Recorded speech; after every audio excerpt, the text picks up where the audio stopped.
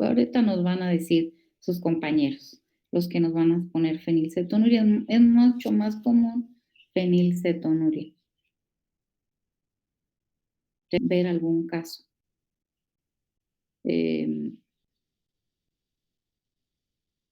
Y también recuerden, va a ser deficiencia de una enzima que no va a poder desdoblar la fenilalanina. ¿Qué es la fenilalanina? Díganme. Un aminoácido esencial. Un aminoácido esencial.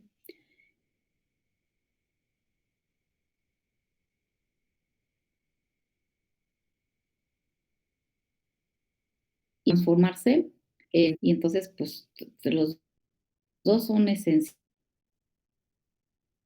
porque los dos van a construir y bueno, entonces, pues adelante con la fenilcetonuria.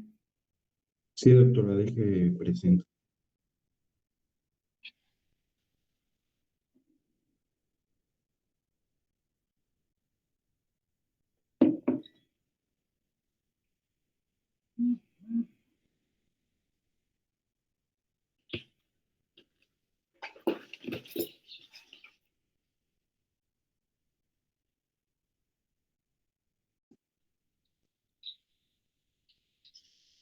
¿Sí se ve ahí?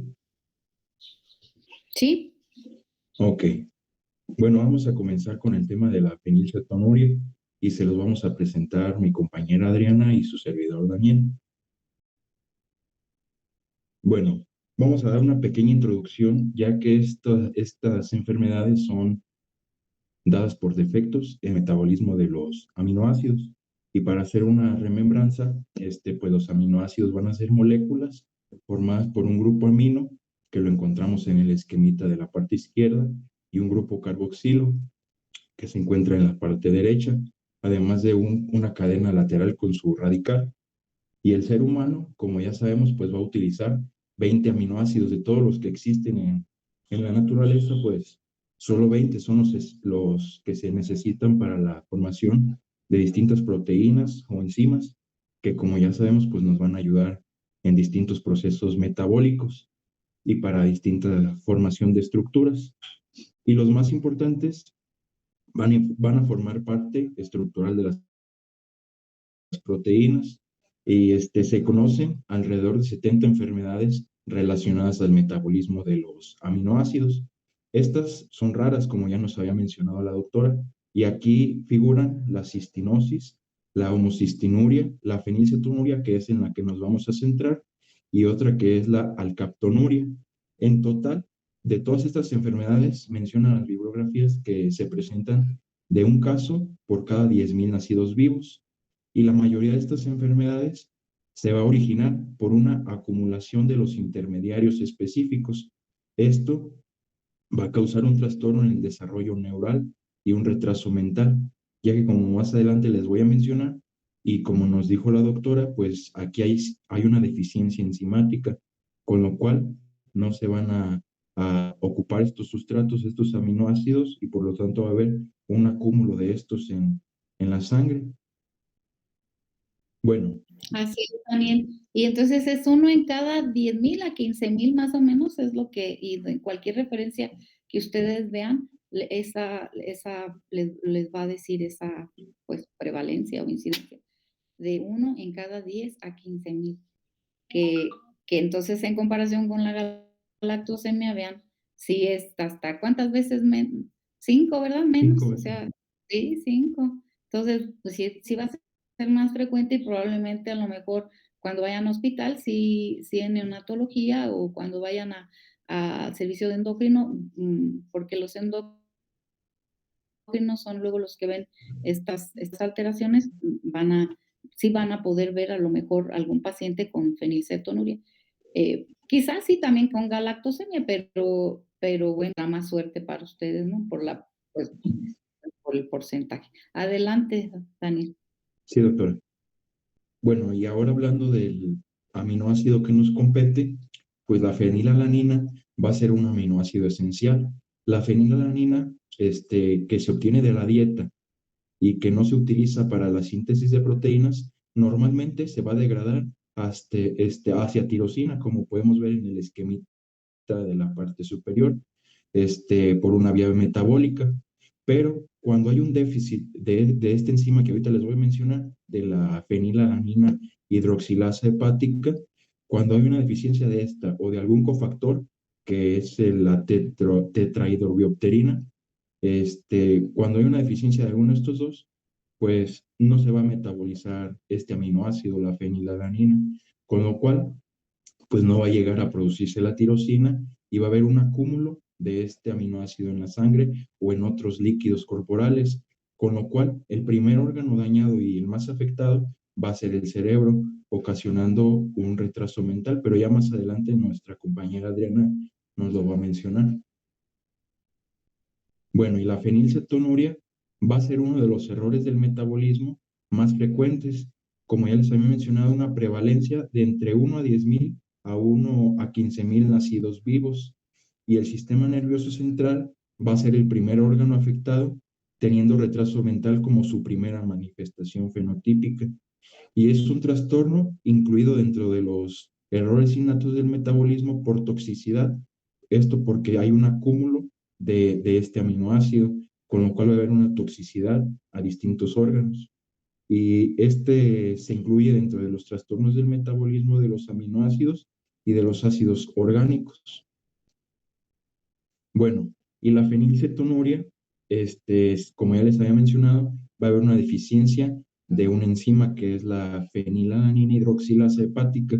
Esta va a convertir la fenilalanina en tirosina, causando disminución de la concentración de tirosina y un aumento en la concentración de fenilalanina en el plasma y en orina.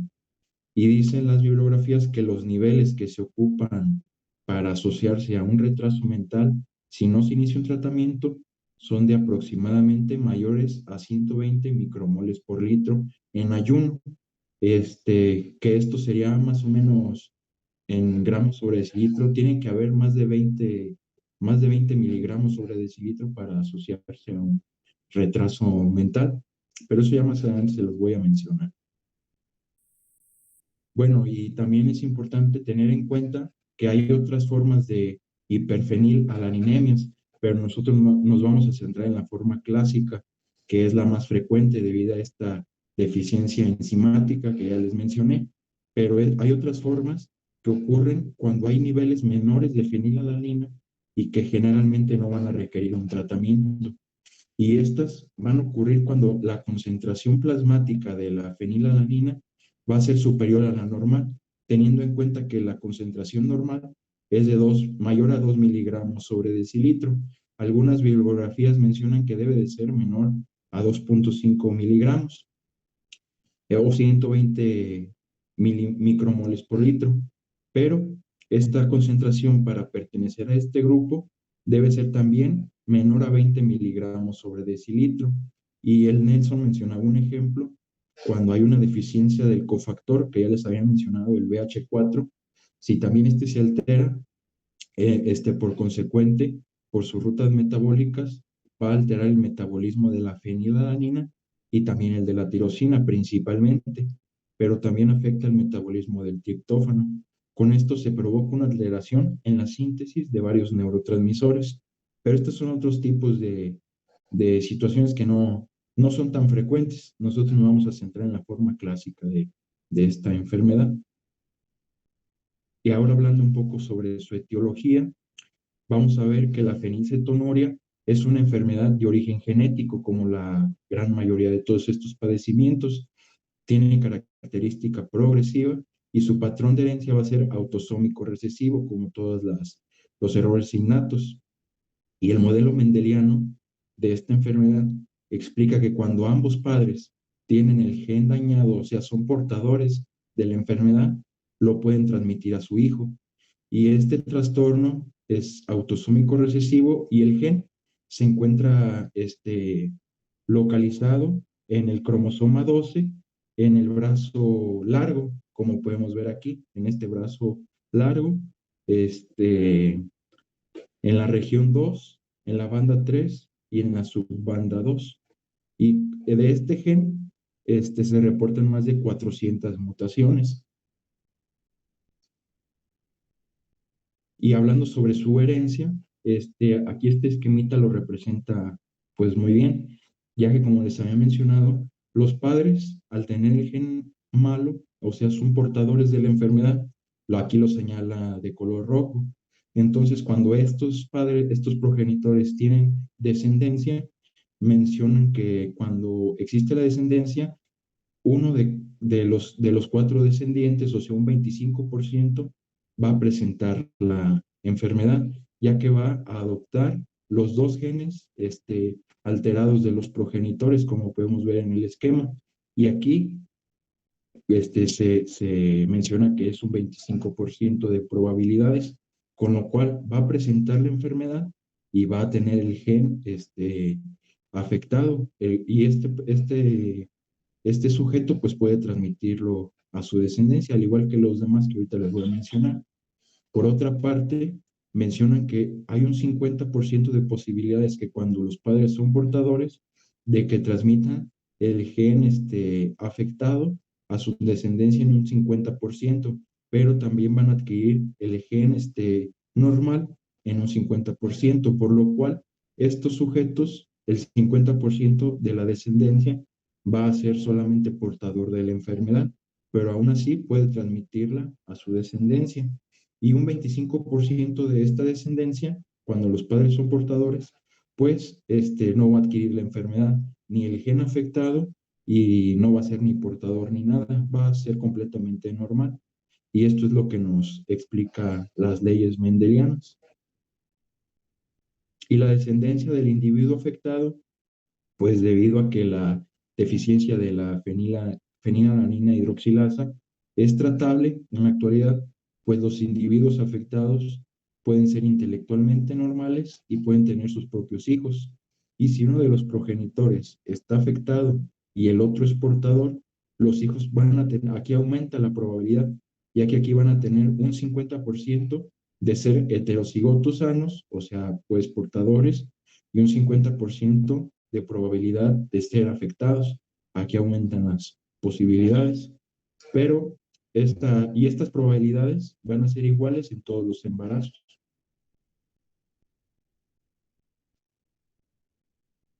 Bueno, ahora vamos a continuar con lo que son las manifestaciones clínicas. Tenemos que el lactante afectado es normal en el momento del nacimiento, ya que la fenilalanina se va a elevar dentro de las primeras horas de vida al iniciar la ingesta de la leche materna o de fórmulas infantiles. Durante los primeros meses de vida, los niños nacidos con fenilcetonuria van a parecer normales, pero si no reciben tratamiento dentro de los primeros 20 días de vida, pues estos van a empezar a presentar manifestaciones clínicas. Esto se mencionaba que era alrededor de los 6 meses de vida y que pueden tardar a estos niños en aprender a sentarse, gatear o caminar. Si no es tratada luego de un año, pues puede producir un daño irreversible debido a que el ácido fenilpirúvico va a inhibir la piruvato descarboxilasa en el cerebro y va a provocar una formación defectuosa.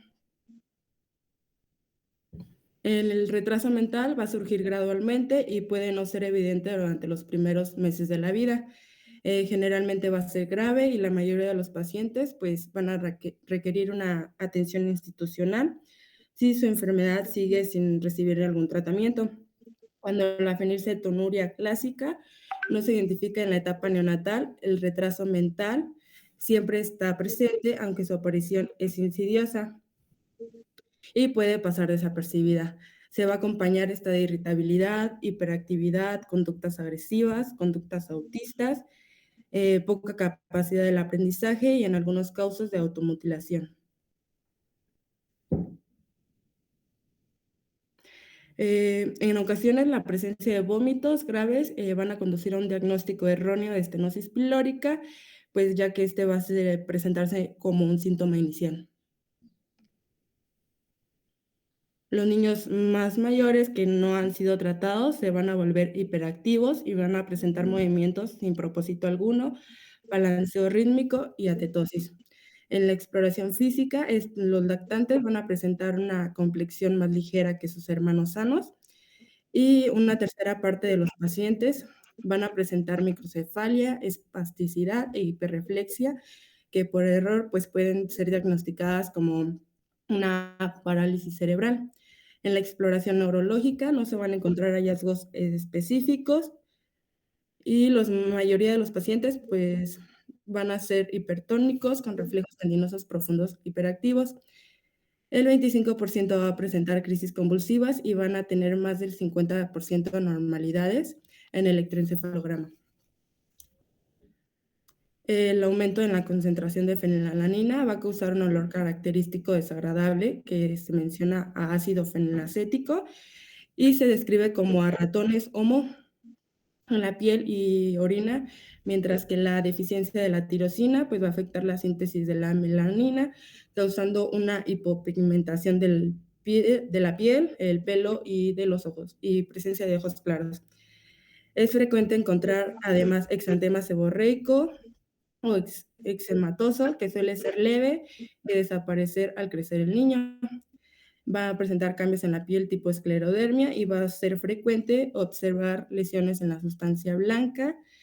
También se describía que tiene una disminución en el volumen del encéfalo, pérdida de fibras mielinizadas y gliosis. Otros hallazgos frecuentes en los niños no tratados van a ser maxilares prominentes con espazamiento de los dientes, hipoplasia del esmalte y retraso del crecimiento. Las manifestaciones clínicas de la fenilcetonuria clásica se van a observar en pocas ocasiones en países que cuentan con programas de cribado neonatal de la fenilcetonuria. Se recomienda que los niveles de fenilalanina se mantengan siempre entre los 2 y los 15 miligramos por decilitro después de los 12 años de edad. Y estas son tablas en las que se dividen los signos y síntomas que son comunes. Estos son el eczema o piel seca, el olor a moho en el cuerpo, crisis convulsivas, hipopigmentación, retardo mental, vómito neonatal, el trastorno de marcha y postura, la formación defectuosa de la mielina, el retardo del crecimiento. En los síntomas pocos frecuentes se encuentra la irritabilidad, hiperactividad y agresión, la depresión, la agorafobia, hiper o hipotonía, nistagmus, esclerodermia, microcefalia y autismo. Los signos y síntomas de la fenilcetonuria según la edad pues van a ser en los lactantes, en los primeros meses, como se los mencioné, no van a presentar anormalidades. Van a presentar vómito, irritabilidad, desagradable olor en el cuerpo, que era moho ratones, la dermatosis eczematiformes, ataques convulsivos y a los 9 meses de edad pueden presentar retardo del desarrollo psicomotor, extinción retardada, piel clara, terciopelada y muy sensible, ojos y cabellos claros, peso y talla pues bajos para su edad. En los pacientes no identificados a partir del año de edad, pues se presentan los signos neurológicos de espasticidad, microcefalia, hiperreflexia, crisis convulsivas, el electroencefalograma anormal, gliosis en la sustancia blanca, disminución en el volumen del encéfalo y pérdida de las fibras mielinizadas. En los problemas psicológicos y conductuales se encuentra la irritabilidad, hiperactividad, un retardo mental, conductas agresivas, conductas autistas y la poca capacidad del aprendizaje e incluso la automutilación.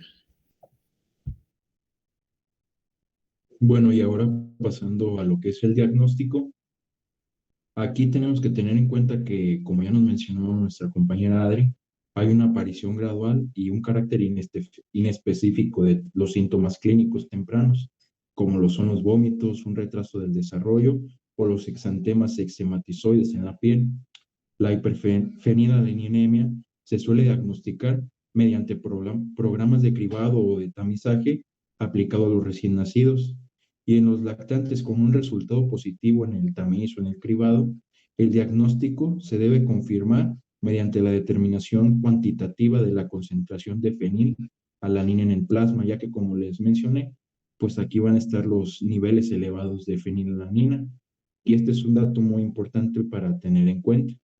Y una vez que el diagnóstico de hiperfenilalanemia se ha establecido, se pueden realizar estudios adicionales sobre el metabolismo del cofactor BH4 para descartar un déficit de como causa de una hiperfenilalanemia. Pero ya son otros estudios que mencionaba el Nelson y ya depende de cada situación. Y aquí hablando sobre el tamiz neonatal, aquí para su análisis se requieren unas pocas gotas de sangre, como ya lo habíamos visto, las cuales se van a colocar en el papel filtro, como lo vemos aquí en el esquemita, y que si recordamos, pues la doctora nos dio una clase de cómo debe de tomarse bien la muestra, para su posterior análisis. Y el método de cribado de elección es la espectrometría de masas en tándem, el cual va a identificar todas las formas de hiperfenilalaninemia, teniendo en cuenta que la más frecuente es la deficiencia de la fenilalanina hidroxilasa. Y el diagnóstico se debe confirmar mediante la medición de la concentración plasmática de fenilalanina. Y la fenilalanina sanguínea en los lactantes afectados por la fenilcetonuria puede alcanzar concentraciones diagnósticas al cabo de 4 horas después del nacimiento, incluso en ausencia de ingestión de proteínas.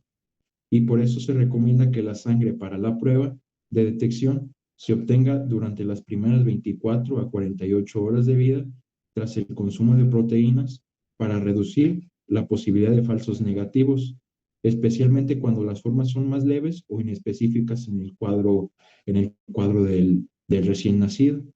Y aquí pues nada más les puse el esquemita para tener en cuenta cómo se realiza el tamiz neonatal y tener en cuenta qué enfermedades se pueden buscar en este. Y aquí vemos la fenilcetonuria como una de las que entran en este tamiz neonatal y donde se obtiene la muestra de sangre. Bueno, y aquí les puse esta tablita de referencia donde nos indican los valores normales según el grupo de edad. Nosotros nos enfocamos en el recién nacido porque pues va a ser el primero que vamos a tener en contacto, donde ya les había mencionado que puede ser de 2 miligramos sobre decilitro, pero algunas otras bibliografías mencionan que puede ser menor, con que sea menor de 2.5 miligramos sobre decilitro. Cifras mayores a esta o hasta 20 miligramos, pues ya son anormales y esto en el estudio de laboratorio pues nos va a arrojar el diagnóstico confirmatorio de fenilcetonuria. Y aquí lo vemos, se confirma el diagnóstico con la cuantificación de fenilalanina en el plasma.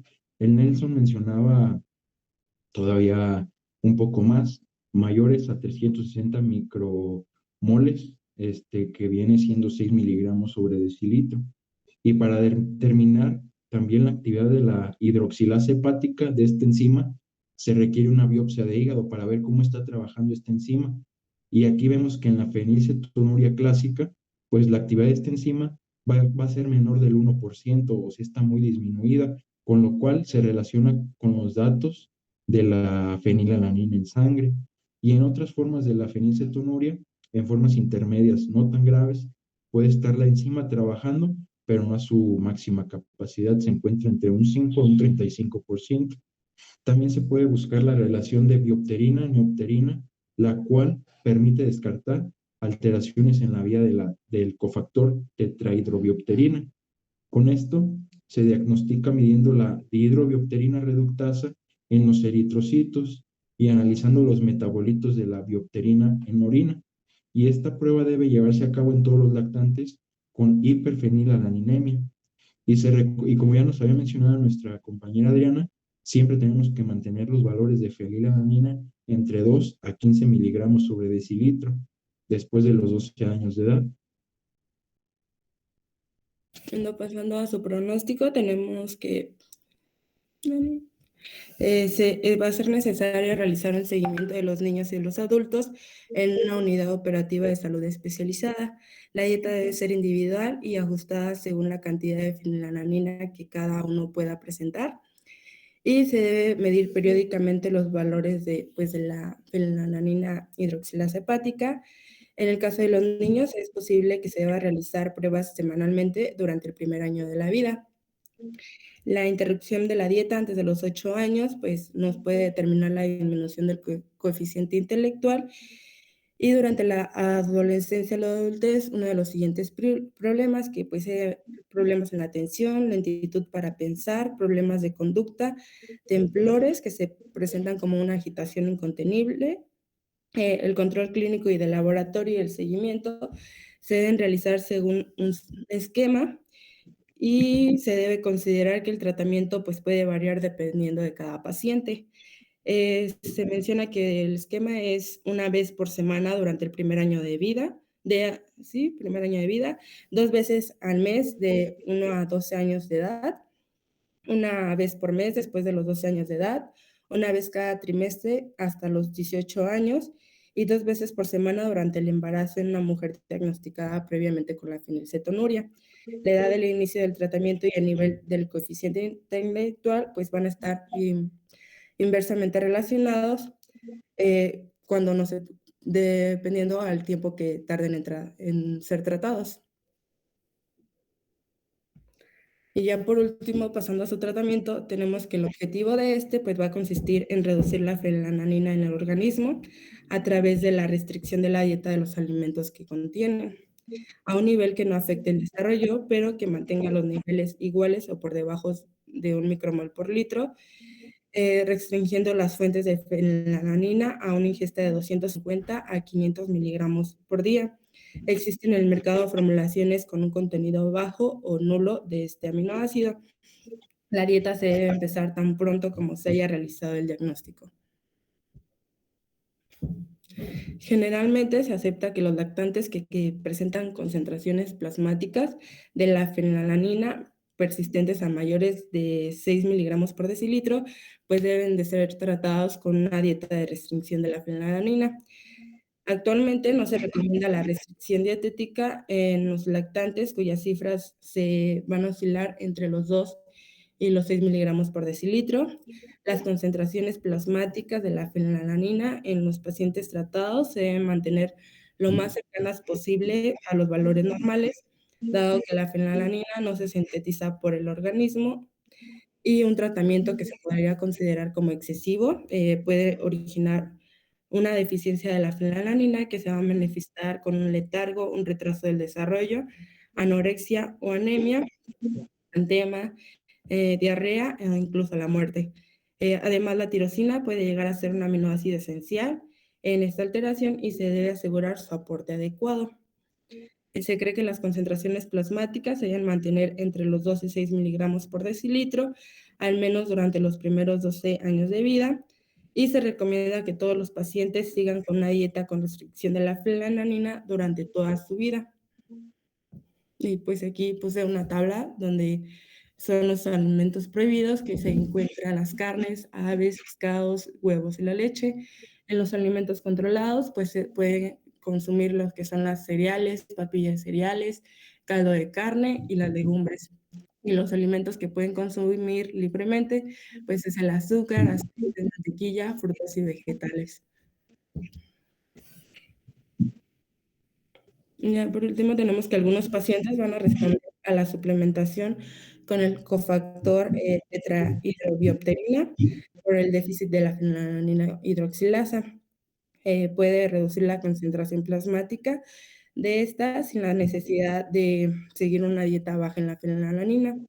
La reducción importante en la concentración plasmática de la fenilalanina también se ha observado en algunos pacientes con fenilcetonuria clásica tras la administración de una dosis única de 10 miligramos por kilogramo de la tetrahidrobiopterina oral.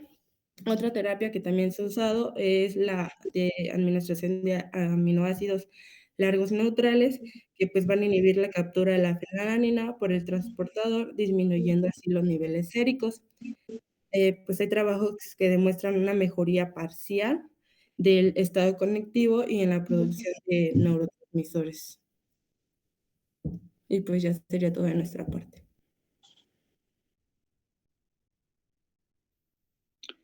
Muy bien, muchachos. Frida, ¿cómo diagnosticas al nacimiento la fenilcetonuria?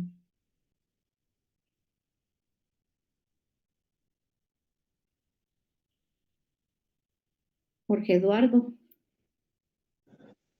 Doctora, de lo que yo tengo entendido es que al nacimiento pues no se podría hacer un diagnóstico. ¿Por Lo- qué, Jorge Eduardo? ¿Por qué no lo podrías hacer al nacimiento? es que se necesita hacer estudios de laboratorio. Los datos clínicos que tiene, aunque sí son bastantes y nos lo mencionaron, no nos dan un diagnóstico de certeza, nos darían un diagnóstico de sospecha, pero siempre y cuando descartando otras causas más comunes, Mm, como nos lo dijo usted sí, la clase sí. pasada, perdón. Y Eh, además son muchísimos, ¿no? Muchísimos sí, sí, son datos muchas. y no sabes qué es, o sea, es algo muy inespecífico, tienes que descartar, sí, otras cosas. Y aparte, pues, por la frecuencia, hay, por ejemplo, la sepsis, que es mucho más frecuente. Pero aparte, aparte de todo esto, Jorge Eduardo, el niño puede nacer bien, ¿no? ¿Cuándo va a manifestar los síntomas? Los puede manifestar hasta después. Es que Sí. hay retrasos en el desarrollo, entonces Cuando ya empiece a comer, ¿no? Cuando ya empiece a comer. Muy bien. Sí, adelante, Jorge Eduardo. sí, sí, doctora, de hecho eso es lo que le iba a decir, cuando empiece Ujú, a necesitar hacer estas actividades que ujú, requieren un desarrollo normal y ellos sean incapaces de hacerlas cuando se va a dar cuenta. Por eso está en el tamiz, porque ujú, puede ser imposible diagnosticarlo. ujú. Entonces, para evitar estos problemas, y esas son las características que tienen que tener las enfermedades que entran en el tamiz, se pone en este. Sí, Jorge Eduardo, muy bien, Jorge Eduardo. Eh, y Mari Carmen, a ver, Mari Carmen, ¿le darías leche? Ya, a ver, ya tienes al paciente que ya le hiciste el tamiz y te dijeron que tiene la deficiencia de la fenilalanina hidroxilasa. ¿Le das leche? ¿Le das leche materna o leche o sucedáneo de leche? ¿Qué dices, Mari Carmen? Bueno, de lo que nos mencionó mi compañera, al parecer no. Me acuerdo que estaba totalmente restringido, por ejemplo, las carnes, Ujú, totalmente permitido las verduras, frutas. ujú. Entonces, a ver, que sea un neonato y te dicen, no, pues sí tiene deficiencia de la fenilalanina hidroxilasa. Eh, eh, Me dices tú que no le das leche. O sea, te estoy hablando pues porque me dices verduras o carne que a lo mejor en esta etapa no comería el niño. Entonces, tendremos que hacer un seguimiento, ¿no? Pero o sea, y tú no le darías leche, entonces, ¿por qué no le darías leche? ¿De qué depende que le dé o no le dé?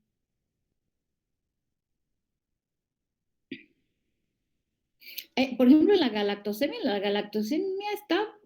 está prohibido darle la leche, ahí sí, está prohibido, pero aquí no nos dicen que esté prohibido.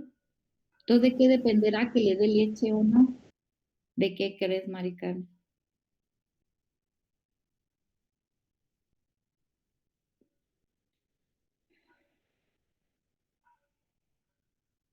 O sea, lo que no le voy a dar es la fenilalanina. Y si ustedes se fijan en toda la lista de los alimentos que tienen fenilalanina, incluyendo la leche, pues sí, sí tienen fenilalanina. Entonces, yo tendré que hacer cálculo de cuándo sí, cuándo no.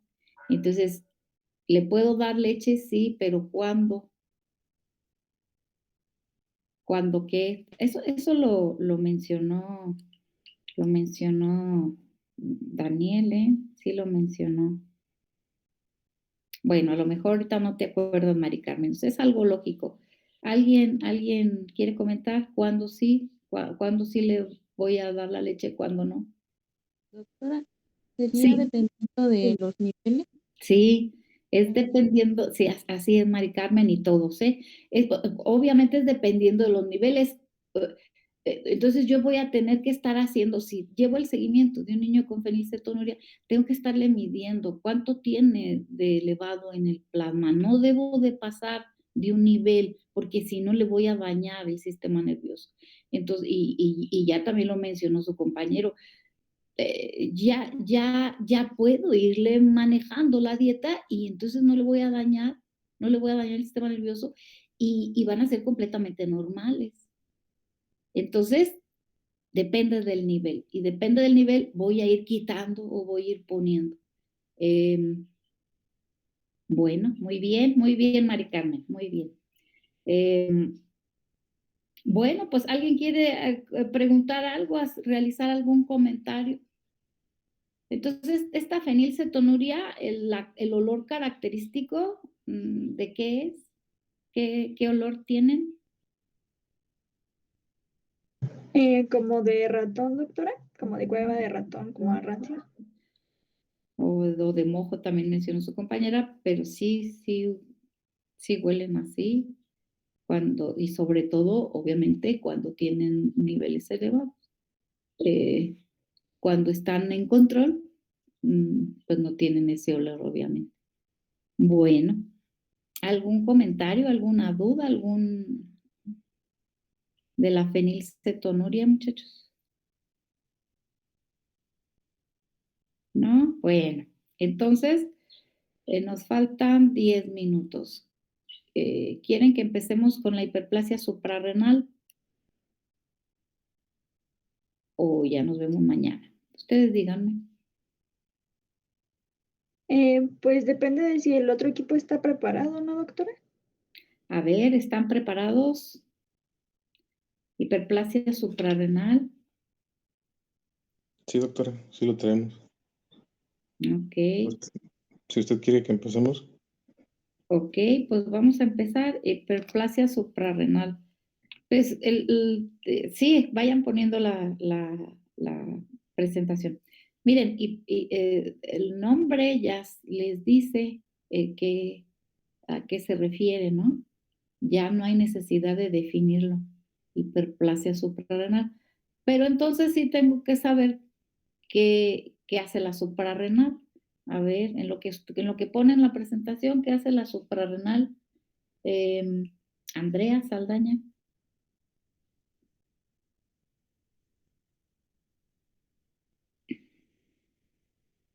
Diana.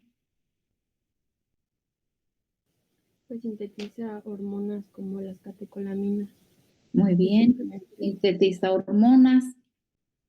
Entonces, y como las catecolaminas. Pero, ¿y dónde las catecolaminan? A ver, la glándula es una glándula de secreción interna que tiene una corteza y que tiene una médula.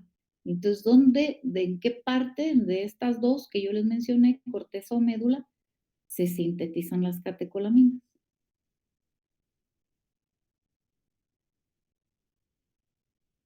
¿Alguien sabe? En la médula, doctora. En la médula, Frida, sí es, muy bien. Y entonces, no nos vamos a referir.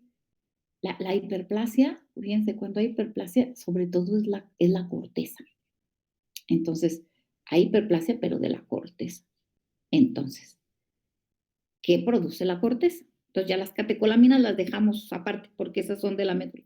Entonces, ahora, ¿cuáles son las de la corteza? ¿Cuáles son?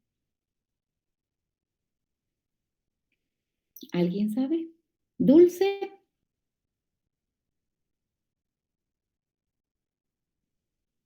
Vamos a recordar la histología. Dulce. Dulce María. Mari. Jennifer. Adelante, Jennifer. El cortisol, doctora. Cortisol. La aldosterona. Aldosterona. Y no me acuerdo de esas. Y los esteroides, perdón. Ajá. Esteroides. Bueno, ¿esteroides de qué tipo? Porque pues todos son esteroides los que me dijiste. Díganme si el cortisol no es un esteroide. Sí. Sí. Y la aldosterona es un esteroide también, pero es mineralocorticoide. ¿Ok? Entonces, ¿qué otro? Aparte de la aldosterona, aparte del cortisol, y falta uno. ¿Cuál? ¿No es la eritropoyetina, doctora? ¿No? Son las hormonas sexuales, doctora. Las hormonas sexuales. ¿Principalmente cuál? La testosterona. Dehidrotestosterona. Dehidrotestosterona. Andrógeno. Entonces, no se les olvide, 3 de la corteza. Aldosterona,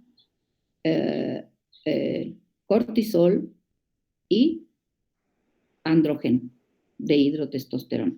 Ahora, ¿cuál de los 3 es liberado por acción del eje hipotálamo hipófisis y suprarrenal. O sea, para que la corteza suprarrenal produzca una de las tres, requiere de estimulación desde hipotálamo, hipófisis y luego ahí a esa capita de la suprarrenal, de la corteza. ¿Cuál de las tres?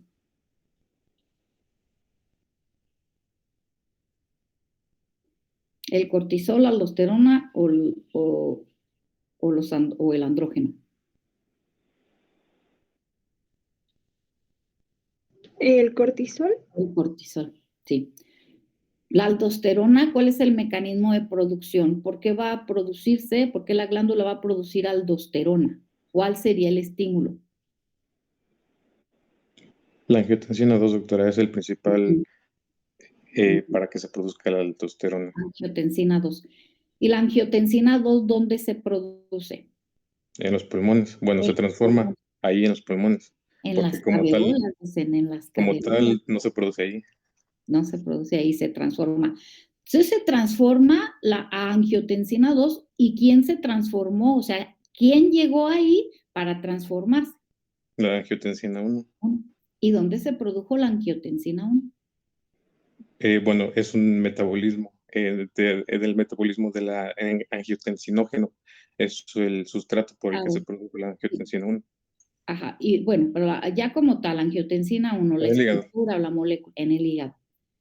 Y para transformarse ahí, entonces tuvo que ser o llegar o estimularse por el angiotensinógeno. ¿Y por qué se liberó el angiotensinógeno? Por estímulo de la renina. Y la renina se liberó por una presión arterial baja. Ahí está. Y por cambios en la osmolaridad, ¿no? Sí, exacto. Ajá. Principalmente el sodio. Ajá. Entonces, para que se libere aldosterona en la suprarrenal, todo este mecanismo que dijimos, todo este mecanismo, tuvo que haber cambios en la osmolaridad plasmática y en el volumen plasmático. Pero si se fijan, participaron varios órganos, pero no mencionamos al hipotálamo y a la hipófisis. Entonces, el hipotálamo va a estimular a la hipófisis para que produzca la ACTH, hormona adrenocorticotropa, y el adrenocorticotropa va a ir a estimular a la suprarrenal para que produzca el cortisol. Y bueno, entonces vamos a ir hablando un poco más de la fisiología en mañana y aquí. Entonces, adelante, empiecen ustedes estos 6 minutos. Sí, doctora.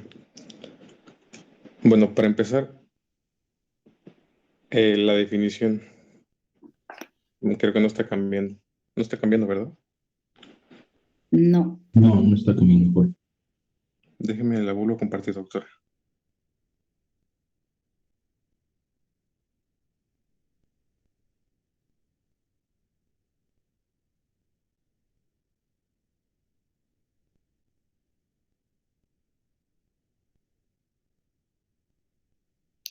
Mientras Jorge pone, ya va.